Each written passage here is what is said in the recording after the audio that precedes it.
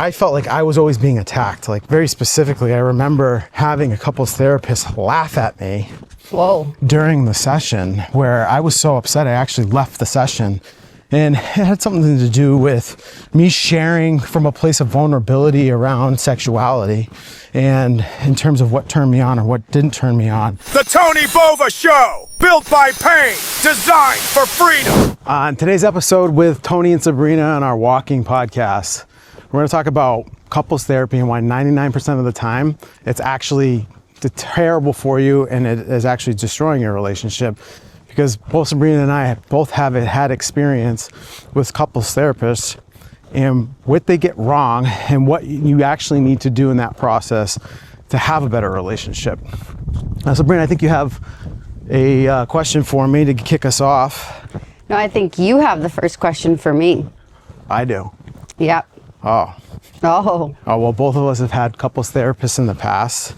And I think the question was, what have you experienced with couples therapy that went wrong and why focusing on self-work is better for you in the process? Yes. Okay. So I've had experience with both. So I've done couples therapy with someone I was with in the past, and I've also done hired a relationship coach that just worked with me. Now, the couples therapy was what was challenging, and I think that doesn't work about that, is that usually someone is favored. In per se. Usually it's the woman. In my situation, it wasn't, so I can kind of relate to it in that sense. Huh, interesting. It was so interesting. Different for you. It is, and it was, yeah, actually. And so with the relationship therapist, right, the issue was you're being forced to work on certain things or say certain things or maybe share certain things that may not feel aligned, or you feel pressure because the other person's right there. So for me, a little bit of like my performance stuff came out where it's like I wanted to do good, even though it didn't really always feel aligned for me. So I think that's one of the biggest issues for me, is I just couldn't really go super vulnerable or deep. And then there was homework assignments, right? There's like things you're supposed to work on and do exercises, and they just felt forced. Again, it was like a to-do list where it was like, oh, we have to do this, don't forget. And it's supposed to be things to connect you and bring you closer, but really it just felt like something to do. So I'd say those are my biggest things I have against couples therapy. And I'm just going to spin around real quick. Hey! And then when I did relationship coaching individually, right, but all of this, what matters the most is making sure who you're choosing is aligned with what you want. Now, this relationship coach was, had a lot of positives, where in the sense where it helped me really look at my stuff and my own traumas, and going into, one of the biggest things we worked on was how I was constantly wanting attention from him, and it's because I didn't get enough in my own childhood. Mm-hmm. So I was poking at him, and she helped me see that, whereas the couples therapist didn't break it down like that for me. She didn't really go into the deeper layers of why am I operating like that, or vice versa, why is he doing certain things.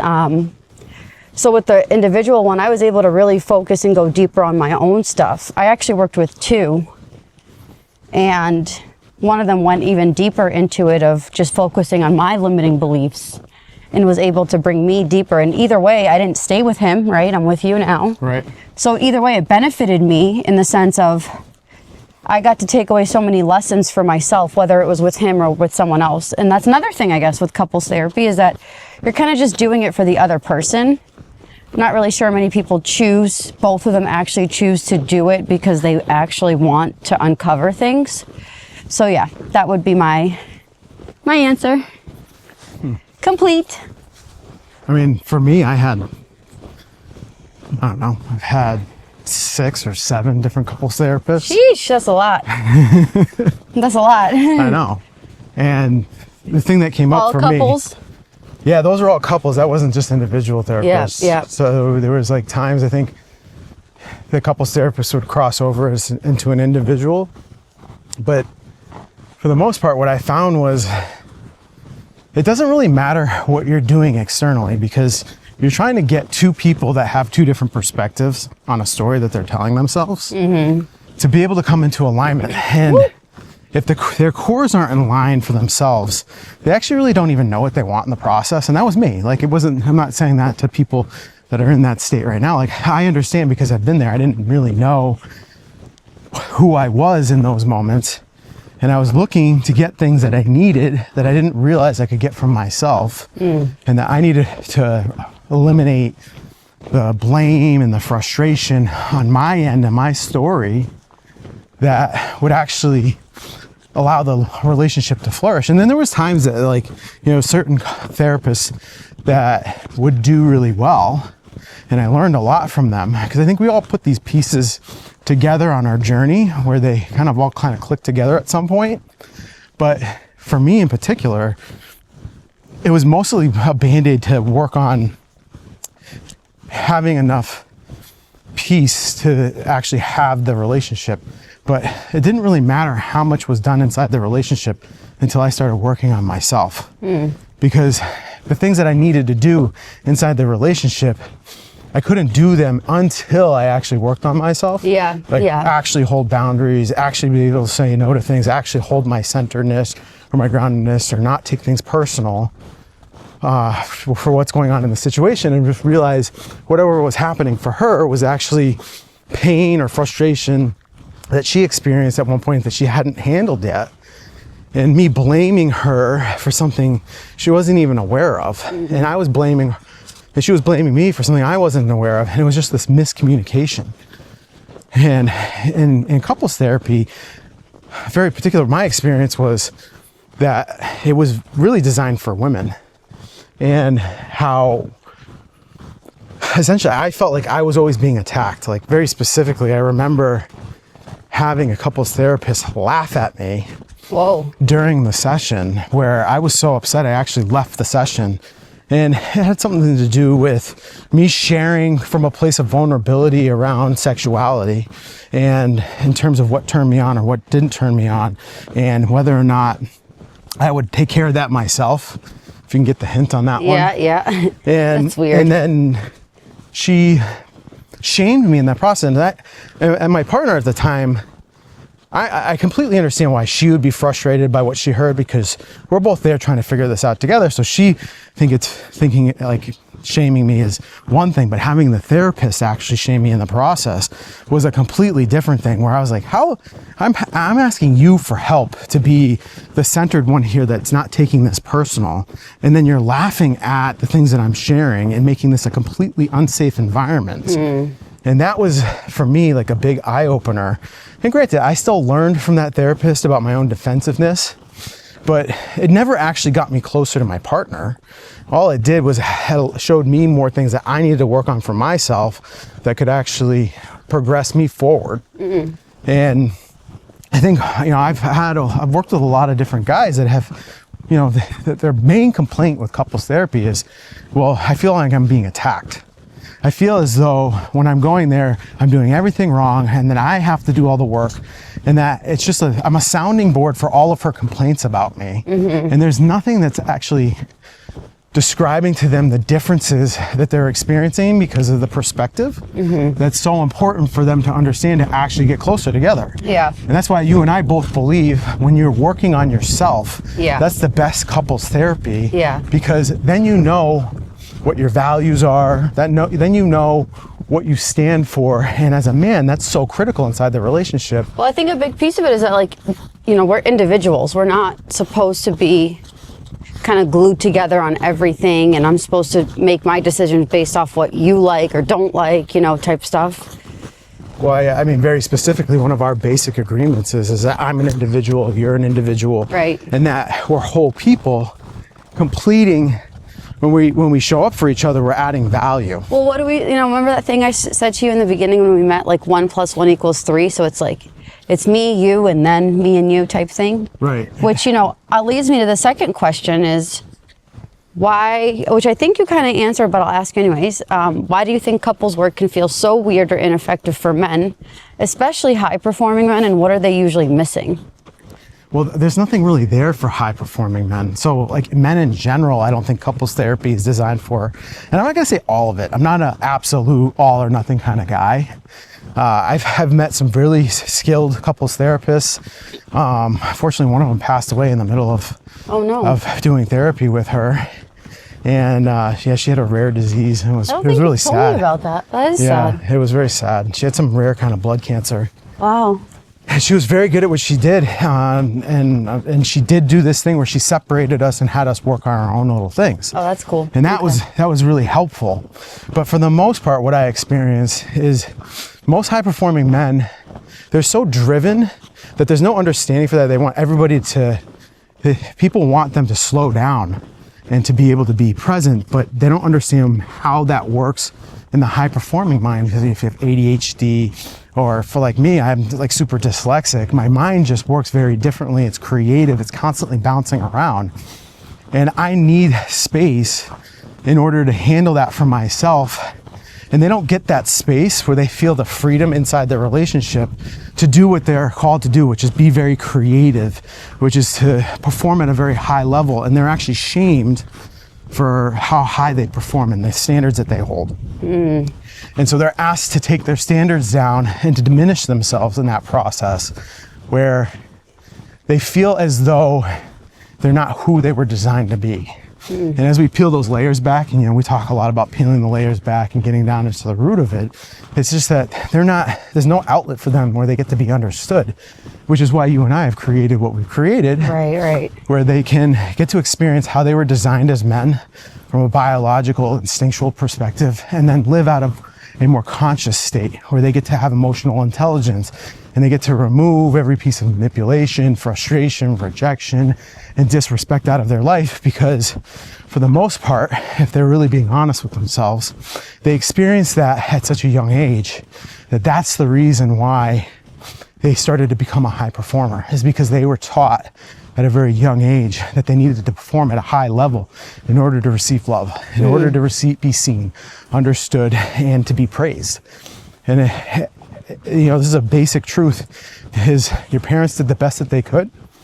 They also fucked you up in the process. And we talk a lot about the two truths, right? And how important it is to understand that, like, your parents loved you, and like, we don't need to shame them for their lack of knowledge or their incompetence because we're all doing it. We're all screwing up our kids at some level because we're human beings. And when we can let go over the shame of the fact that I'm not going to do it perfectly, what it opens us up for is it allows us the opportunity to actually experience the presence of being in relationship, to be there for our kids, and to be okay with the fact that, well, I might mess this up, but hopefully if I'm gracious enough with them, they'll give me the opportunity to be able to own the fact that I'm human, and they get to be human, and they don't have to live out of the same stress that I did and the anxiety that I did. Which is why, your relationship is so key and important, which and one of the questions I was going to ask you was, if a man is struggling in his relationship and thinks couples therapy is the answer. Hey, how you doing? Yeah, it's beautiful out, huh? Trucking through. All those people staying in their houses. Yeah, I know, I hear you. So my question is, if a man is struggling in his relationship and thinks couples therapy is the answer, what should he work on in himself first, without even doing the couples therapy, so that the relationship actually has a chance to change? So I think some basic things, like we practice what we preach. The small things really do matter. It's one of my basic rules, is pay attention to the little things, because they will define you. Yeah, you do say that, yep. As we start to peel back what it is you need to do for yourself, say you're in that dysfunctional relationship right now and you don't know what to do, you have to focus your priorities. You have to be able to carve out time for you. And if you don't have enough time, maybe you need to eliminate stuff out of your life. Maybe you need to remove all of the tasks you're doing. Like, depending on what your situation is, you have to find the time to dedicate to yourself. And for me, that has been going to the gym. That has been figuring out how, and I talk a lot about mindfulness and meditation. It's not necessarily like sitting in silence and not figuring out, how do I do that without having thoughts? That's not the point. The point is just to sit with yourself. One of the things I've done for my clients is I'm like, just sit for 5 minutes in silence and just sit there. Don't do anything, and see if you can just sit there for 5 minutes.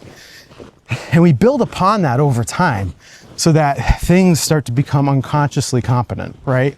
And you're able to actually exercise these things without even thinking about them. but you have to start somewhere. So maybe you're not a gym rat, and that's totally cool. Maybe you enjoy hiking. Maybe you enjoy going for a walk. Maybe you enjoy something that you can do by yourself where you can enjoy your own presence. And repeatedly doing that consistently over a period of time, where I would say a minimum of 6 months, because that 6-month window is critical for your nervous system, your neuroplasticity, and your neural pathways to rewire. And the criticalness of that is, it takes you about 6 months to fully create that into a competency where it becomes natural and it doesn't feel like your resistance. So normally what happens for people, particularly men and women too, but is the resistance. So once they meet resistance, they're like, well, I can't do it. And then they start to tell themselves a story that they can't continue onward. And what that ends up doing, it becomes a self-fulfilling prophecy where, yeah, of course you're not gonna be able to do it if you say you can't do it. If you don't try to get over the hump of resistance, there's nothing that anybody can do for you. Doesn't matter how great the coach is, you still have to make the executions in the smallest ways in order to actually overcome that. And so I would say start focusing on yourself and prioritizing yourself in a way that actually is small and actionable, and you can do it. Hi. Hey, how are you? I think that definitely sums it up in a really great way. Obviously everything is easier said than done.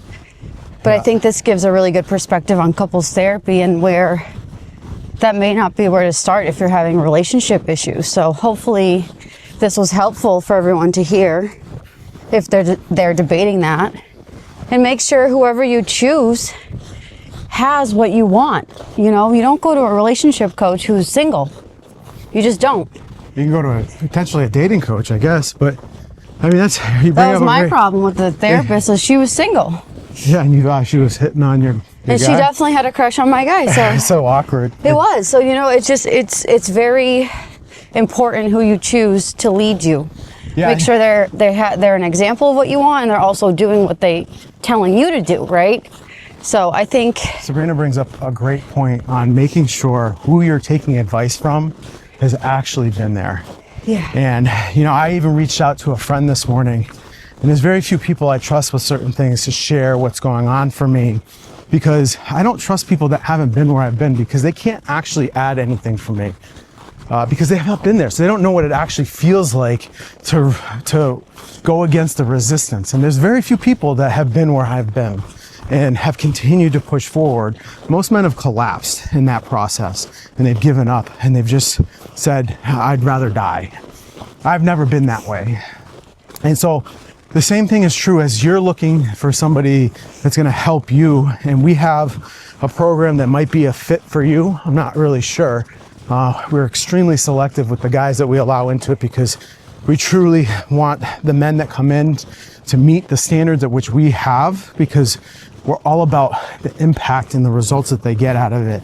And if they're not willing to actually take the necessary steps that's required, you're not admitted into our program. But for you in particular, whether it's our program or not, whether it's you're just going to be searching on YouTube videos or podcasts or reading books, make sure you're reading the books and listening to the podcasts for the people that have actually been where you've been, and that you want to actually take their lessons from, that they're raw, authentic, and that they have integrity about the fact that they're doing what they're saying.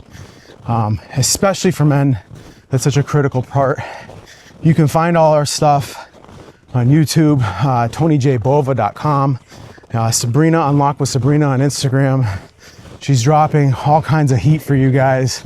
And we're just here trying to make a massive impact for high-performing men, because we believe that high-performing men are going to have a massive impact on all men. Yeah. And that men are going to have a massive impact on women and children in the world and society itself. And there's going to be a ripple effect that comes from that.